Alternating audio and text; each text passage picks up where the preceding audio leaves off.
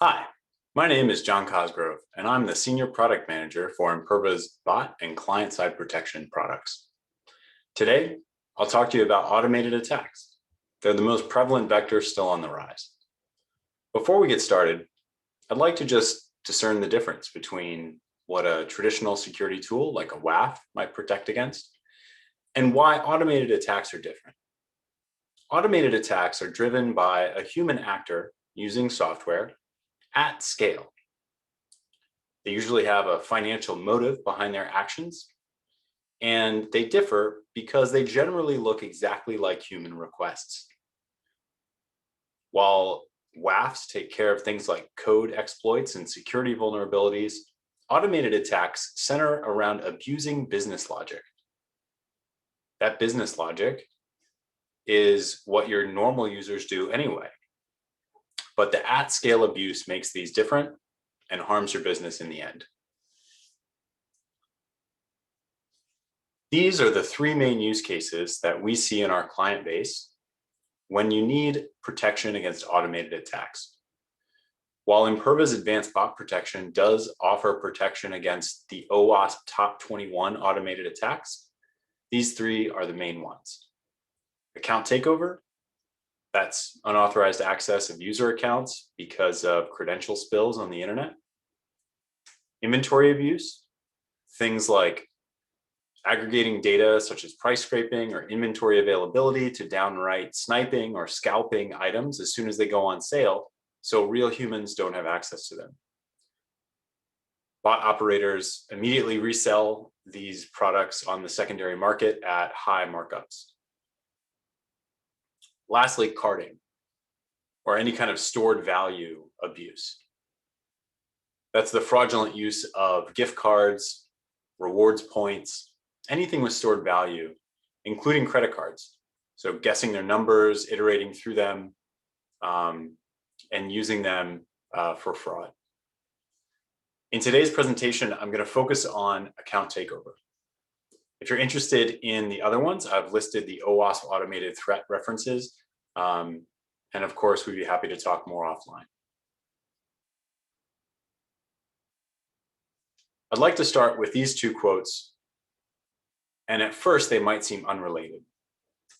But in actuality, through the expansion of the digital universe that we live in now in the times of COVID and its recovery, they're very important when put together. So 2/3 of Americans out there are reusing the same password when it comes to critical sensitive accounts like email, banking, social media networks. And we're only human, right? So we're tempted to reuse these passwords again and again. And when one site or service gets compromised, these credentials end up on the web, and then bot operators load them into their software and replay these credentials against all the top websites out there. The second quote is about APIs and how everything seems to be API first. That helps behind the scenes in customer experience and engagement, all the things that are good for business. But now that you have APIs going on everywhere, one compromised user credential might lead to a litany of API keys or a very powerful API key being available. And now all of a sudden that one compromised user has compromised the bunch. And it's not just one person's details at risk anymore for every valid credential that makes it through your system. At Imperva, our threat research team goes through the litany of attacks that we see, and they've published this ebook, The Anatomy of Account Takeover Attacks. I'd like to introduce kind of the results here, the landscape. How common are they? Are you seeing any? That sort of thing, and give you a little bit more information on the environment. For sure, the average site is going to see more than one account takeover per month, and we see them spike when new credential spills are available online. So they spike up to 3x after the big announcements. Maybe the biggest one recently was called collection number 1. You might have seen that one. The number of credentials tested per attack can vary, and the traffic to your login page will spike during an attack, of course. On the low end, we see 35, 50,000. On the high end, in the millions. This can mean 50 times the amount of traffic to your login page. So we'll talk about graphing your login page requests a little later, how you can look for this kind of stuff.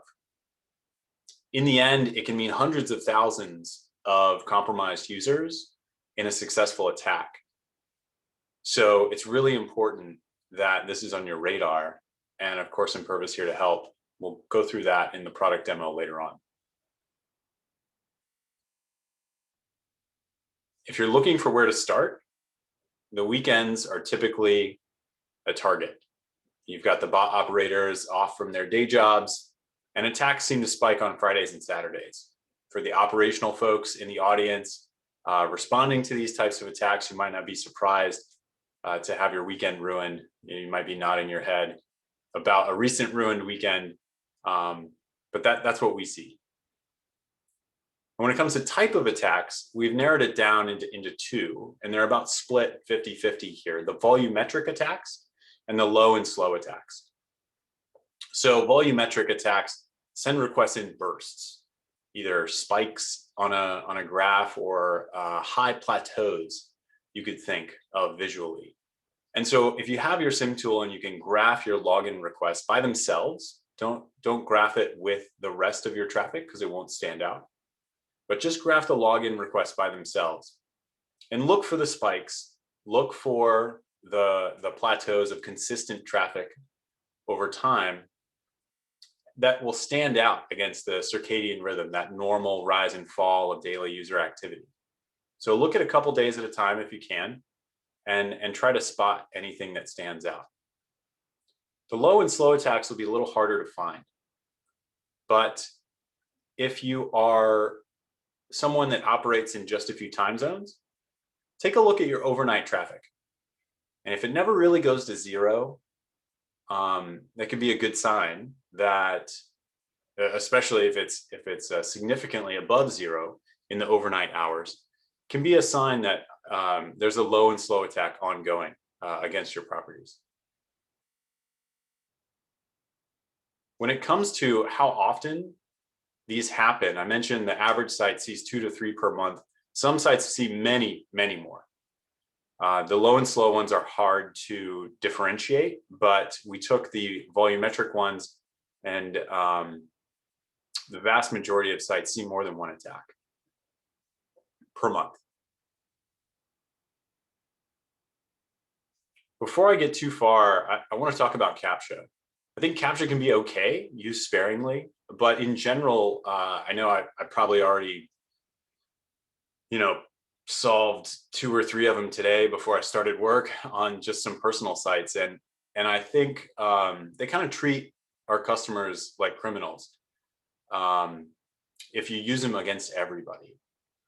And so the conversion rates can really go down when you have them in your user journey.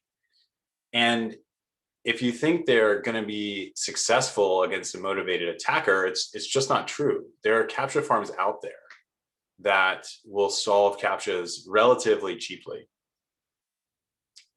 I mentioned that selective use is probably okay, but don't show them to everybody. And if you can use a specialized CAPTCHA, like some of the ones available here at Imperva, they're kind of on the extra hard level that aren't like reCAPTCHA that you see on the screen. I definitely recommend that.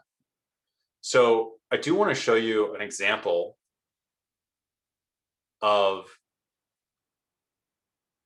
a CAPTCHA farm website. I mean, this company has been solving CAPTCHAs for years now. It's relatively cheap. They have real humans that see your images and answer in seconds with real-time statistics down here. So The prices for the advanced captchas are more, so you are reducing that ROI of the attackers, but not by much if captcha is the only defense.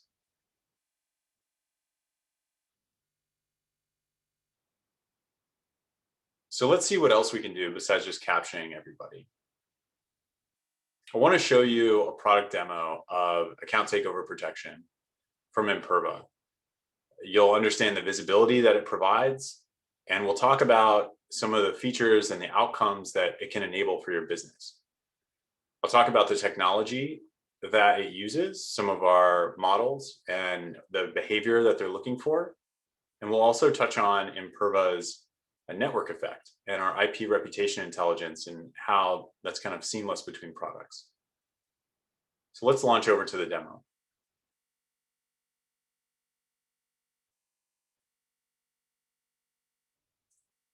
After you go through your site onboarding, you'll start to see traffic in this main graph. We do have a friendly guided onboarding editor that's pretty quick and easy to get going. And in the graph, you'll see your total login traffic, again, just to the login, any account takeover attempts, any successfully logged in users from those attempts, and then in blue, anything we've mitigated. For this demo account, the mitigation is on the demo data is not turned up all the way, and we'll see what that could look like using the simulate feature in a little bit. But as an overview, I mentioned some of the business outcomes that ATO protection can enable for you. What would it mean to your business if you could single out the users that have been compromised and do something special for them? Maybe that's proactively resetting their username and password. Maybe it's identifying that they had a leaked credential on the dark web and educating them on password hygiene. Something that could go above and beyond for your users and their security. But you can do just that with the account takeover module. You can take a look and dive into the compromised users. Here, they're encrypted to me as an Imperva employee, but you as a user of the system can decrypt them and of course then give them to your application team or as your security team, look them up yourself. That's blocked by a password, so protecting your PII there. The technology behind the platform here relies on a few models as well as how we identify the incoming clients and connections. So you'll see IP addresses in the reports, but we're not operating just on IP address here. We're using the fingerprint from our broader advanced bot protection suite to be really granular on this traffic and really minimize false positives in the circumstances where NAT translation is used. So VPNs, government, corporate networks, mobile networks. It would be bad to treat all the users behind an IP address the same way if only one of them was fraudulent. So we really want to act on that one user. And then if we look back in this report about the compromised users, we see the reason and the model that flagged this traffic. And we can look in our documentation to understand more. That one there was brute force. So excessive rate with multiple usernames trying to brute force something. But then there's also password brute force, common passwords and usernames, credential stuffing, suspicious numbers of users. So think of if the same device was logging in with multiple usernames, that can be pretty suspicious, right? And the platform will pick all that up.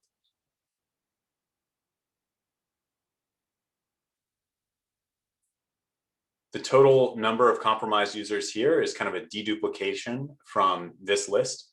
And if we look at the successful user report, you can see that some of these users were logged in multiple times. So that's the difference here between this 15,000 and 467. And I think I mentioned earlier, if you have any users with credentials inside one of those database dumps, they would show up here as well. So users with leaked credentials, in this demo data, there aren't any, but certainly you can view the details of this in the same fashion and proactively act on these accounts on behalf of your users to help keep them secure. Well, okay, that's great, but I still have a bunch of traffic here that's not being acted on, not being protected. So let me show you one other easy to use feature here with the protection strategy. The default protection blocks on high risk items, but we also have medium risk and low risk items. And we have a simulator to understand what might happen should you change things around. If we say we also want to block on medium and maybe use that selective CAPTCHA, like I mentioned earlier, on the lows, what would our results look like? By pressing simulate, I can understand the potential impact for these account takeover attempts. And here we end up with nothing unmitigated, which would be great. Since it's just a demo, I'm going to close out of this. But I hope that lets you see how easy it is to get started and protect your site and your users with the ATO module.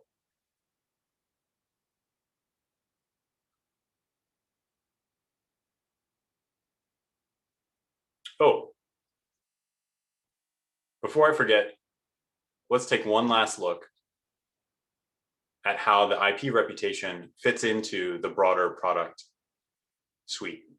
By clicking on an IP inside the ATO protection dashboard, we're sent over to Imperva's IP reputation service. Here we can understand the risk score of an IP address, get its general geo information and ownership data, as well as what violations we've seen from that IP address over time. Here, it's just account takeover. But should other attacks like cross-site scripting come from this IP as well, you'd see another line labeled XSS, and that would show in this graph. Similarly, the pie chart of violations and how much legitimate traffic we saw versus suspicious versus the downright malicious stuff too. We can let you know if this IP is common in your industry, in your vertical, but for this demo data, that's not filled out. Great.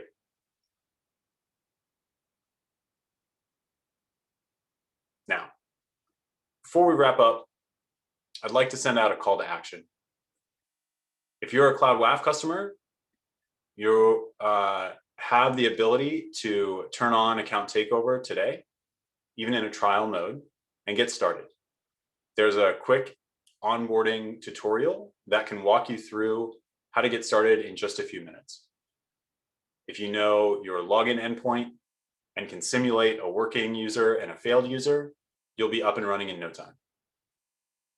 If you're not a Cloud WAF customer, I urge you to take a look at your login attempts over time in a graph using a SIM tool.